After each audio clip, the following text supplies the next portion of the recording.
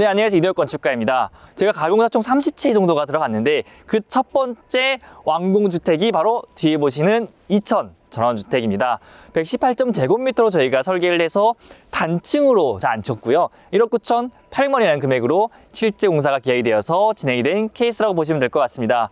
36평이지만은 단층으로 구성했기 때문에 실내에 나중에 들어가 보시면 굉장히 넓습니다. 두 분이 생활하시거나 조금 내가 작은 집이 필요하다, 넓은 집이 필요 없다 하시는 분들은요, 오늘 주택 잘 보시고 많은 아이디어와 아이템들 얻어가시길 바라겠습니다. 따라오시죠.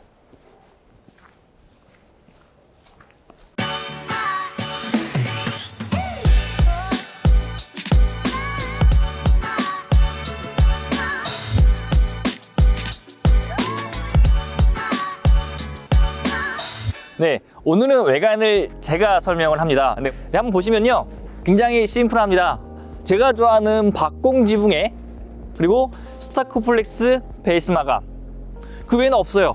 네, 굉장히 클래식하고 깔끔하고, 또 가장 좋은 점은요, 가성비가 높다. 제가 앞선 개요를 말씀드릴 때 1억 9,800만원 부가세 포함된 금액으로 36평이 지어졌다. 나중에 인테리어 보시게 되면 인테리어가 나름 보급을 했기 때문에 이 정도 2억 원 미만의 금액으로 내가 가성비 있게 지을 수 있는 외장 디자인이나 건물 외형 형태는요, 솔직히 이런 스타일이 가장 압도적일 겁니다. 어떤 분들은 그래요, 너무 시골집 같지 않느냐. 그런데요, 여기다가 뭔가 붙이는 순간 다 돈이라는 거 여러분들은 꼭 기억하셔야 합니다. 따라오시죠. 제가 서 있는 이 부분이요, 많이들 아시죠? 석재 데크입니다. 요즘에는 나무 데크를 잘 안 깔아요. 왜냐면은 10년이라는 시간을 놓고 보게 되면 목재 데크는 1년에 한 번씩 오일스텐을 발라주셔야 되는데요, 개인이 바르기 너무 힘들어요. 그래서 보통은 이제 업체를 불러다가 바르는데, 10년 바를 비용이면 차라리 처음 시공할 때 이렇게 단단하게 석재를 깔고 하는 게 유지관리가 전혀 필요 없습니다. 어떤 분들은 유지관리가 있다고 하시는데요, 석재 데크 돌판이기 때문에 영구적이라는 거. 그래서 요즘에는 한 70% 이상이 처음에 목재 데크가 아닌 석재 데크를 깐다, 이렇게 보시면 될 것 같습니다. 혹시 목재 데크를 내가 굳이 해야 된다 하시는 분들은요, 데크재를 사용하시는 것보다는 요즘에는 합성 목재라는 게 따로 나옵니다. 약간 플라스틱 같은 느낌이긴 한데 이것도 거의 반영구적입니다. 좀 비싸긴 하지만은 차라리 이걸 쓰시는 거를 권해드립니다. 스타코플렉스 가장 많이 쓰는 자재죠. 보시면은 스타코플렉스는 뿜칠 그리고 바르는 공법 두 가지를 합쳐서 사용을 합니다. 이 안쪽 같은 경우에는 단열재 한번 넣고 고단열 한번 하고요, 그 위에다가 스타코를 시공을 하게 되어져 있습니다. 스타코는 색깔이 굉장히 다양합니다. 또 스타코플렉스나 테라코트 이 두 가지는요, 뭐 특별하게 다른 점이 많이 없어요. 브랜드 차이기 때문에 내가 좀 더 다양한 색깔을 원한다 하시면은 테라코트 쓰신 경우도 있고, 스타코플렉스 자체 내가 원하는 색상이 있다 하시면은 스타코플렉스 쓰시면 됩니다. 요거 때문에 많이 혼동하시는 분 계신데 비슷하다 이렇게 생각해 주시면 좋을 것 같아요. 전면 디자인할 때 당연히 거실 부분은요, 이렇게 좀 큰 창이 3중 시스템 창호 기본이 적용되어지고, 창호할 때 다 열리는 줄 알고 계시는 분 있어요. 시스템 창호의 기본 원리는요, 한쪽 큰 부분은요 픽스예요. 아예 바람이 들어갈, 공기가 들어갈 공간을 남기지 않는 거고요, 좁은 쪽만 열려서 기밀성을 확보했다, 이렇게 보시면 좋을 것 같아요. 자, 이 집 볼 때 제가 가끔씩 강조하는 게 있어요. 창문 틀에 눈물 자국을 방지하기 위해서는 이거를 하면 된다. 이게 뭐냐면은 요거예요. EPS 몰딩이라고 전문용어로 부릅니다. 이렇게 한번 벽에서, 메인 벽에서 톡 튀어나오게 한 10cm에서 15cm 정도 튀어나옵니다. 이게 튀어나오게 하게 되면은 실질적으로 우리들이 보는 눈물 자국이요, 이런 데 생겨요. 먼지가 쌓이고요, 이게 빗물로 씻겨 내려가면서 이 밑을 오염시키는 거예요. 이게 잘 닦이면 정말 좋겠지만은 진짜 안 닦여요. 청소 못한다 보시면 돼요. 그래서 차라리 그런 걸 내가 걱정한다, 스타코플렉스니까 또 오염되는 게 걱정된다 하시는 분은요, 이렇게 EPS 몰딩 보통 저희가 시공할 때 미터당 5만원 정도 합니다. 많이 비싸지 않아요. 차라리 이런 거 하셔가지고 차라리 영구적으로 이 밑을 보호할 수 있게 하시는 거 좋습니다. 그냥 이렇게 했는데 이 벽이 오염되지는 않습니다. 어떤 분이 인터넷에서 이거 그냥 놔둬도 오염된다고 하시는 분 계신데 절대 오염되지 않으니까요, 그런 거는 걱정 안 하셔도 됩니다. 자, 보시면 이 집의 하부를 이렇게 파벽돌로 저희가 마감을 했어요. 이거는요, 집의 기초 부분이에요. 기초 부분을 보통 마감할 때 그냥 시멘트 그대로 놔두는 것이 아니라 이렇게 벽돌로 마감을 해서 좀 조화롭게 마감을 시킨다, 이렇게 보시면 될 것 같아요. 어떤 분들이 아래 혹시 벽돌로 기초 만들었냐고 하시는 분 계신데요, 절대 아니니까요, 오해 없으시길 바라겠습니다. 자, 이제 마지막으로 하나만 더 찝어 드릴게요. 자, 위에 보시면요, 자, 처마라는 게 있어요. 네, 이 처마의 길이가요 한 25cm에서 30cm 정도 됩니다. 네, 일반적으로 빼는 깊이고요. 요즘에는 모던 스타일이 유행을 하다 보니까 이렇게 처마를 잘 안 빼요. 벽과 거의 딱 맞춰요. 자, 이렇게 하면 무슨 문제가 있냐면, 예, 아까 말씀드렸던 눈물 자국, 네, 지붕에 있는 먼지들이나 빗물이 줄줄줄 이제 벽에 흐르기 때문에 눈물 자국이 생겨요. 그리고 보시면 목조주택의 기본은요, 이 아래쪽에 이 소피 부분에 보면은 구멍이 다 뚫려 있습니다. 여기가 공기층이에요. 박공지붕이라면요, 이렇게 삼각형 부분이 공기층이기 때문에 공기가 위로도 빠지고요, 이 처마 부분으로 빠지면서 안에가, 네, 순환이 되어집니다. 이렇게 해서 이 벤트를 만들어 주어야지만이 목조주택은 썩지 않고 또 춥지 않고 단열이 잘 된다, 이렇게 보시면 될 것 같아요. 내가 특별하게 모던한 스타일을 원하지 않는다고 하시는 분들 같은 경우에는 가급적이면 이렇게 좀 처마 빼주는 게 좋아요. 네, 그러면은 외벽에 대한 오염도 줄이고 또 내부의 공기순환도 자연스럽게 유지할 수 있다, 이렇게 보시면 될 것 같습니다. 자, 현관문만 더 설명을 드릴게요. 아무래도 현관문을 제가 잘 설명을 안 하고 넘어가다 보니까 이게 무슨 문인지 잘 모르시는 분들이 계세요. 현관문은 단열 기준상 아무 문이나 달릴 수가 없고요. 예, 방화문 그런 거 아니에요. 네, 이제 스틸 단열 도어라고 합니다. 단열재가 들어간 도어를 무조건 쓰셔야 되고 시험 성적서가 무조건 들어가셔야 합니다. 네, 그렇기 때문에 일단 단열 도어는 무조건 선택을 하셔야 되고, 아마 이 안에 들어가시게 되면 이 중문이 있을 거예요. 중문이 안 이쁘다고 안 넣으신 분이 있어요. 단열 도어긴 하지만 아무래도 외기랑 바로 접하다 보니까 찬기는 들어옵니다. 그래서 중문에서 한 번씩 무조건 끊어주는 게 좋기 때문에 중문 꼭 하시길 바라겠습니다. 그럼 이제부터 안으로 들어가 볼게요. 네, 안녕하세요. 정다운 건축가입니다. 오늘 2차 현장 내부의 포인트를 한번 제가 짚어드릴 텐데요. 요새는 이 현관에 들어오더라도 예전에는 이제 분배기를 안쪽에다 많이 넣었었어요. 넣어가지고 안 보이게 해서 몰딩 처리를 한다든지 가구 속에 숨긴다든지 그랬었는데, 요즘 법적으로 이렇게 밖에 나와야 된다는 점, 그래서 디자인을 해치지만 그래도 안전에는 타협이 없다는 점을 꼭 아셨으면 좋겠고, 차라리 안전하게 이렇게 보여드리자, 이런 부분들도 안전 불감증이 있을 수 있는 시대에서는 좀 꽤나 뭐 좋아진 복귀라고 저는 설명드리고 싶습니다. 자, 이 집은 층고가 2.7m, 즉 2700으로 저희가 잡혀 있는데, 2700의 장점이 뭐냐, 제가 키가 이제 185를 좀 넘는데도 이 집에 들어와 있을 때 어떤 공간감이라든지 개방감, 이런 부분들이 30평형대에 느낄 수 없는 이런 공간감과 개방감이 있는 것 같아요. 이제 뭐 건축주님께서 사실 키가 크십니다. 키가 크시고 이런 주방이라든지 생활하실 때 항상 이렇게 좀 낮으셨대요. 장 같은 것들이 낮아서인지 불편하게 느끼고, 여러 부분들이 이제 본인의 어떤 체형과는 맞지 않은 부분 때문에 이제 주방을 통한 이런 싱크대 높이, 그리고 이제 거실 창들, 그리고 주방 창들 높이가 일정 부분 이 집의 비율에 맞게끔 잘 들어갔다는 점, 그리고 건축주님의 체형에 맞게 들어갔다는 점도 이 집은 굉장히 특장점이 될 수가 있어요.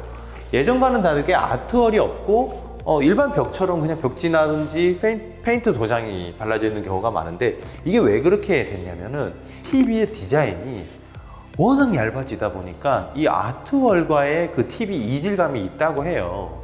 그래서 TV를 굉장히 얇은 거를 쓰시고 디자인업을 TV를 쓰시는 분들은 또 아트월을 하지 않고 이렇게 말끔하게 끝낸다는 점도 요새 유행 아닌 유행이라는 점 말씀드리고 싶습니다. 그리고 이 집은 굉장히 심플하지만 특이한 것이, 어떤 등의 배치라든지 저기에 거실에 있는 등, 그리고 주방에 있는 등들도 정말 심플한 것들로만 설치를 해서 각종 놓여지는 가구라든지 그런 것들이 좀 더 빛이 날 수 있게 어떻게 힘을 뺐다고 할까요? 그런 부분에 힘을 줘서 여기에는 힘을 빼고 적절한 균형을 통한 주택이 되지 않았나 싶습니다. 그래서 사실 막 어떤 시스템이 있거나 기믹한 게 있거나 재미있는 게 있거나 이런 집은 아닙니다. 하지만 실생활에 맞게끔 아주 유용하게 나온 집이라고 말씀드리고 싶고, 대부분 층고가 높은 집들 특징이 다용도실이라든지 이런 부분들은 낮은 데가 많아요. 근데 이 집은 다용도실도 층고를 올려놨기 때문에 다용도실의 적재 용량이 훨씬 더 많아졌습니다. 그래서 키 높은 것들도 설치를 할 수 있게 되고, 여기도 2단으로 설치를 하더라도 위가 굉장히 남아있다는 점. 요새는 세탁기와 건조기가 2단으로 놓여지는데 이런 부분들도 요새 추세라는 점 또 말씀드리고 싶네요. 자, 지금 여기 이제 작은 방에 제가 들어와 있는데, 이쪽 방이 제일 추울 것 같아서 제가 한번 들어와 봤어요. 왜 추울 것 같느냐, 다른 방보다 이쪽 창이 하나가 더 있죠. 이쪽 창이 하나가 더 있지만 지금 외단열이라든지 내단열이라든지 2019년 기준으로 오버스펙으로 맞춰놨기 때문에 당연히 보일러를 아예 안 틀고 있으면 좀 싸늘합니다. 하지만 이 한겨울에도 보일러 지금 이렇게 각광온돌 조절기를 통한 보일러를 아주 지금 저희가 촬영한 지 1시간 정도밖에 안 됐는데 틀었음에도 방이라든지 벌써 훈기가 올라오고 이 훈기가 잘 보존되는 모습을 보여주고 있습니다. 그래서 목조주택의 장점, 바로 여름, 겨울에 강하다. 단열적 성능이 뛰어나기 때문에 이런 부분들은 건축주님들께서 오로지 콘크리트만 보시지 마시고 목조주택도 단독주택으로서는 상당히 메리트가 있다는 점 놓치지 마길 바랍니다. 거실 주방을 지나서, 이게 복도가 되죠. 거실 주방을 지나서 바로 방이 하나 더 있습니다. 이 주택이 30평 중반대의 집인데요. 단층이기 때문에 방 3개를 보유하고, 그리고 공용욕실과 안방, 욕실, 그다음에 드레스룸을 갖고도 생각보다 넉넉한 공간을 쓸 수가 있어요. 물론 이 방이 안방 크기만큼 넓다고 느껴지진 않지만 그래도 게스트룸보다는 크고, 평소에 활용하고 침대 놓고 책상을 놓고 장을 놓는다든지 하기에도 적지 않은 방의 크기라고 볼 수 있습니다. 그리고 창을 크게 내서 이제 답답함이 덜하죠.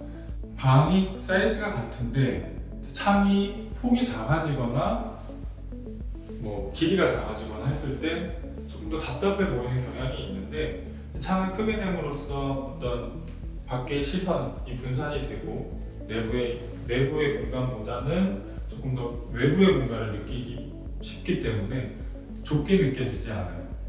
창 사이즈가 상당히 큰 걸 느낄 수가 있습니다. 참고로 이 방의 크기는 폭으로 보면 2m 80에서 3m 정도 되고 3m 50에서 4m, 약 3m 80 혹은 4m 정도 되는 방이라고 보시면 됩니다. 그럼 3m에 4m만 잡아도 12제곱이면 3평이 넘어가죠. 3평이 넘는 작지 않은 방이라는 거 말씀드리고 싶고, 이제 안방을 보여드리도록 하겠습니다. 근데 이제 복도의 어떤 이 폭 얼마나 되냐 이제 감이 안 잡히실 텐데요. 지금 이 주택의 폭은 약 1m 30에서 1m 50 사이가 됩니다. 1m 50까지는 안 될 것 같고요. 1m 한 3, 40 될 것 같은데 이게 가장 합리적인 선택이라고 볼 수가 있습니다. 이보다 작아졌을 때는 사실 너무 작게 느껴지고 1m 50까지 갔을 때는 조금 공간이 낭비되는 경향이 있기 때문에 보통의 경우 설계를 할 때 1m 30 정도로 한다고 말씀을 드릴 수가 있고요. 이 안방의 크기도 마찬가지로 물론 이제 안에 장이 놓여 있지만 바로 전에 설명드렸던 방과 크게 다르지 않습니다. 장을 제외한 공간은 전에 설명드린 방의 크기와 비슷하고, 대신에 장 정도만큼, 장이 보통 한 600 정도, 60cm 정도 되니까 그 정도의 공간이 더 있다, 이렇게 생각을 하시면 될 것 같고요. 이 주택이 특이한 점이 이제 안방 전용 욕실이 있고요. 그리고 이제 붙박이장이 있음에도 불구하고 드레스룸이 있는데, 드레스룸을 한번 보시면 이렇게 보면 팬트리 공간처럼 작은 팬트리가 있을 것 같은데, 문을 열어보면